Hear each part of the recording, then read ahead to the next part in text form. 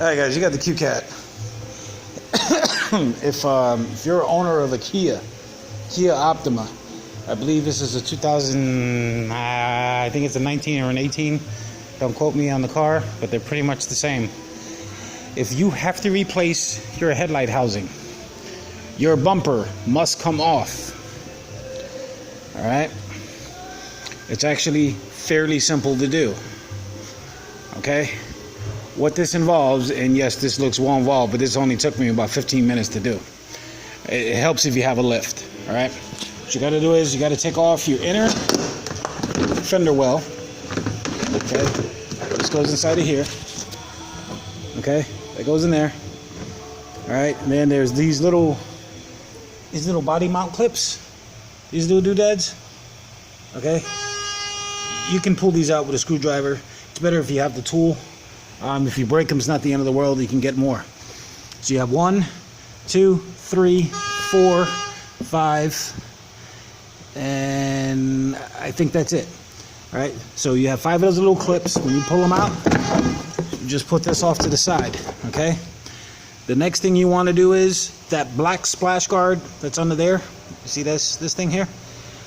That's got a bunch of screws. All right. They're all 10 millimeters.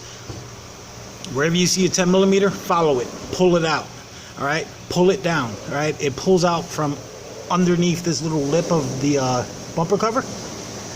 Once you do that, once you get all that loose, you come up to this spot right here. All right, these are your clips. All right, and if you ever see a bumper that's hanging off or whatever, you're gonna notice, or if you, that these are just clips, they'll just snap in. Okay, that's completely on. Snap them out.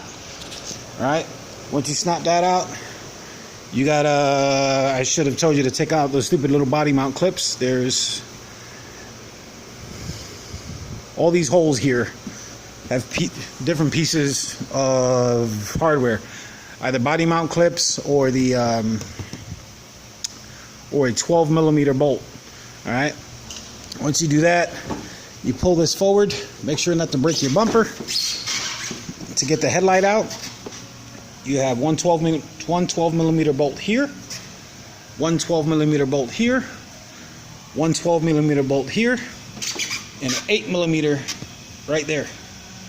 All right, and then once you do that, you literally just pull it out, and this is your old housing here.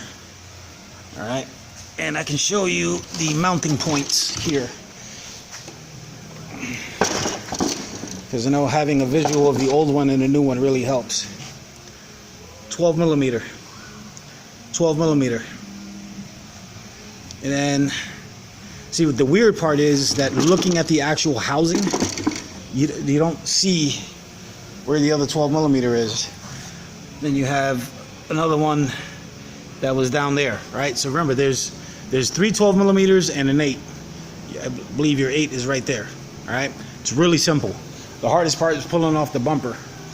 Once you pull off the bumper, you can take your housing, and you see these things right here?